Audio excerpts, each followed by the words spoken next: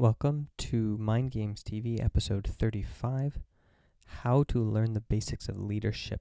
So today's question comes again through the website, mindgames.gg/TV. So check that out and submit a question. This show really runs on the contribution, the interaction that I get from you guys. Like the audience, I'm going a lot more for depth than width, okay? Depth, not width. So I want to go deep with the people that are enjoying and watching the show. I don't care so much about like permanent number of viewers, like pushing in massive publicity. What I want is to bring great value to the people who are really here, taking part in this community. So that means that what I'm asking for, what I'm begging for, is interaction. Like I can talk all I want to the camera, but it's people like today's question, Jermaine, who like come and go to the website, mindgames.gg/TV, put in a question, give their background story, really fuel the show. Like it motivates me. I draw my motivation from it. I see that like there's a problem that I can solve, I can provide value for, I can give skills for, and this kind of stuff just like empowers me to make even more videos, make even more content. So it's really that interaction that really helps me out. So if you haven't asked a question yet, today's your day. I challenge you. Go check it out. I have a link down below, or to the side, or wherever it is, the description in YouTube. You can, or I guess if this is Facebook, I haven't really figured out where to put these on Facebook yet. Maybe the link will be in the bottom of the box. But anyway, okay. Welcome to Mind Games TV again, episode 35, How to Learn the Basics of Leadership. So yeah, thanks Jermaine for today's question. He says that, he's been or she, I think it's he. He's been a League of Legends player for a couple of years casually, and he really is thinking like, I want to prepare for coaching. I want to build up my leadership ability. I want to like start laying fundamental groundwork now so that I can take this into a career at some point in my life. So what are the basic building blocks of becoming a coach? What are the basic leadership skills that I need to grow into? Okay, so first of all, coaching and leadership means people. Okay, so coaches are experts in people. Leaders are experts in people. Okay, you don't lead boxes, you don't lead dogs. Okay, well maybe that's possible. The Dog Whisperer, I don't know if you guys seen that show, but anyway, he's an expert in dogs. So leading people, coaching people, what you are is a humanist. Okay, so you need to become an expert in other people. That means their motivations, their urges, their drives, the things that make them tick, and the things that make them shut down. Okay, so start to decode what it is that people want out of things, out of life, out of situations, out of conversations, out of relationships, out of pursuit of mastery, out of pursuit of excellence. And a really good like introductory place to start is Maslow's hierarchy of needs. So Google it, Maslow's hierarchy of needs, MASLOW. This is not true anymore. This is a psychological finding that was, really popular, and that has been built, like had a lot of frameworks built on top of it, and has basically been kind of disproven. And it doesn't mean disproven as in wrong. It means disproven as we've moved beyond it. Like we've moved beyond to a more complex, problematized version of this concept. So this is overly simplified. It's too simple for what the complex, rich nature of the human brain is. But regardless of that, it provides a really good framework for, a teenager, or for even, a 20-something, like getting into it, to understand like what it is that people are seeking for their lives. And using his framework, which is a really simple pyramid, you can see like we really strive for these like basic needs. And once we get those cleared out of the way, then we can go for more advanced needs and then self-actualization. So start to decode like what makes motivated people motivated. It's observational. And what is the trigger when a non-motivated person, like let's say you say a person, society says this guy or this girl is not motivated, and then they do something passionately. What is it that makes them do that? What is it that makes them pursue that? What is that trigger? Okay, you need to understand that.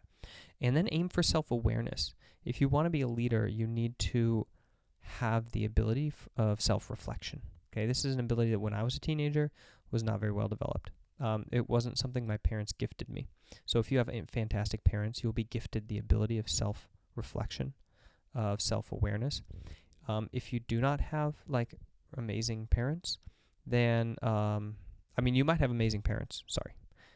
If you do not have parents that gift you this skill, then you do not have parents that gift you this skill, whether or not they're amazing or not. Okay, so you're gonna have to learn it yourself, and that takes reflection. So thinking about who you are, but more importantly, what you value and why you value it. And journaling is a really good place to start with that. I recommend, of course, always the 5-minute journal. You can find a link for that on my site, mindgames.gg/journal. I'm just making this up because I haven't actually made this page yet. I have an idea. mindgames.gg/tools. I already have a link there. mindgames.gg/tools. It's an affiliate link. So if you buy the 5-minute journal there, then I get a free coffee. Thank you. But maybe I'll set up like a explanation of how I journal and how I use it at mindgames.gg/journal in the future. It might not be there right now, but this YouTube video is going to live forever thanks to Google's servers. So hopefully I'll make it eventually. Anyway, tools, that's where you should go for now. So journaling is like a really core part of leadership and self-awareness, because you're either unpacking what you experienced in the day and like studying people, studying yourself, studying kind of what made you tick and what made other people tick that day. Because this is your play field. If you're a coach, then people are your interest. They are your study field. They are the place where you make your living. So that requires, the work. And that means at the end of the day, you journal, or at the beginning of the day. This is where I do it. I journal at the beginning of the day, and I kind of like lay out like stuff for myself, and I reflect on my own life. So self-reflection, that's a skill that you need. Start developing it now. It'll make your teenage years fantastically better than mine were. Maybe not. Anyway. Oh man, I got some insane stories about my teenage years. Anyway, okay, then the last thing I recommend is experience. Nothing teaches better than failure. So get into, sports, clubs, organizations, whatever, any place you can like pursue leadership and fail a lot. Because when it doesn't count, like when you're not getting paid for it, that's a really good time to fail. When you are getting paid for it, it's much harder to force yourself to fail. It's much harder to push the limits of your understanding to the point of failure. And you have to defend yourself a lot when you have a job. You have to defend yourself to bosses, to colleagues, to coworkers. You're on attack from all sides. And it gets you in the kind of wrong mindset for growth.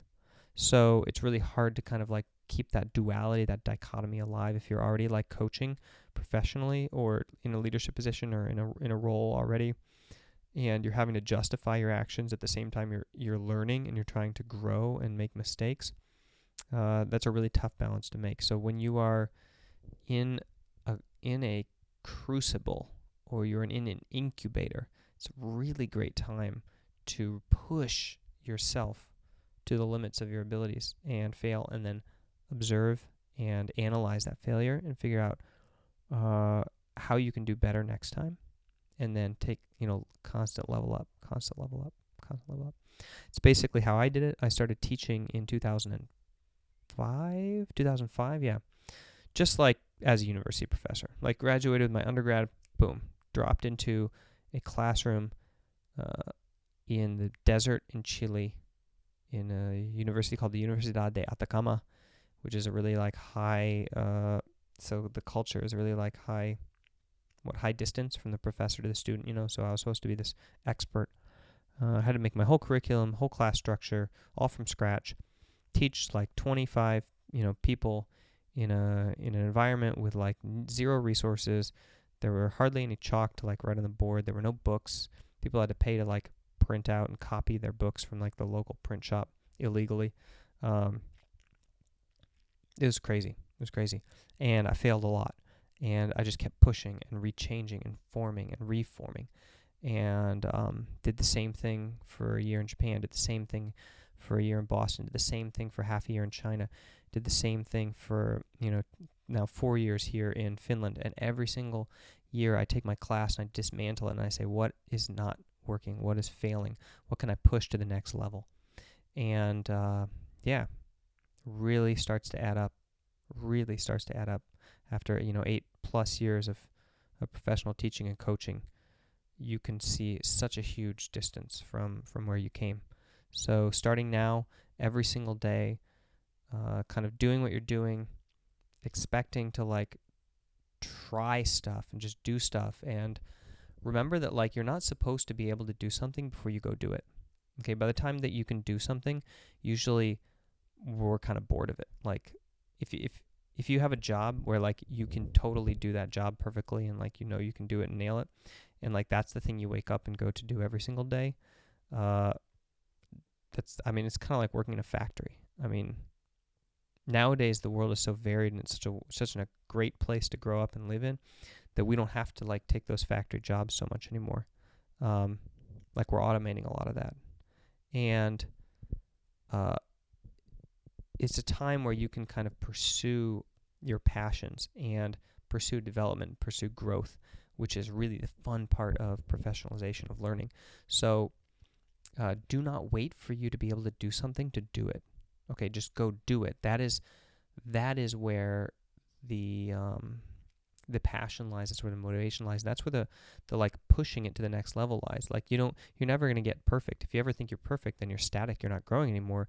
You're going to get surpassed. And so, if even the top people, which the top people do not believe that they can do it or that they're perfect at it, if even the top people do not believe that they can be like a perfect coach, then there's no reason for you to wait to think that like you're a perfect leader or a perfect coach or good at it in any way to start doing it. So just throw yourself into the crucible of leadership, take on roles, volunteer for roles, whatever it is, start doing it, and then just start looking at what went well and what didn't go well. Journaling. So that's my recommendation. Man, that was a long mantra. I hope that it was valuable. I didn't mean to go like 10 minutes on leadership, but I'm really passionate about this. And so should you be? And so go to mindgames.gg/TV and submit your question. And as always, this episode was sponsored by you guys, mindgamesgg/patron, mindgamesgg/patron. So for just €5,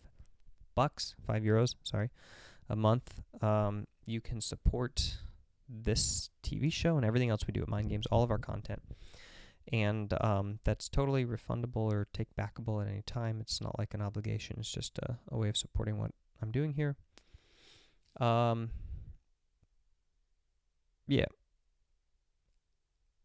I'm recording this video pretty much shortly after I recorded yesterday's video. So you'll notice that I'm wearing the same t-shirt.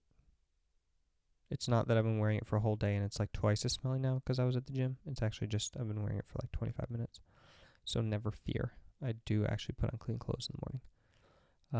But yeah, this is going to be a pretty boring week for you if you want to see growth. You're going to notice my beard like not changing at all. And then next Sunday, it's going to be like, because I'm growing a beard because it's Finland and it's cold. It's like already -2, -4 degrees in the morning and I'm walking to work. So obviously like my face is cold. It's not used to it. So I'm growing this beard.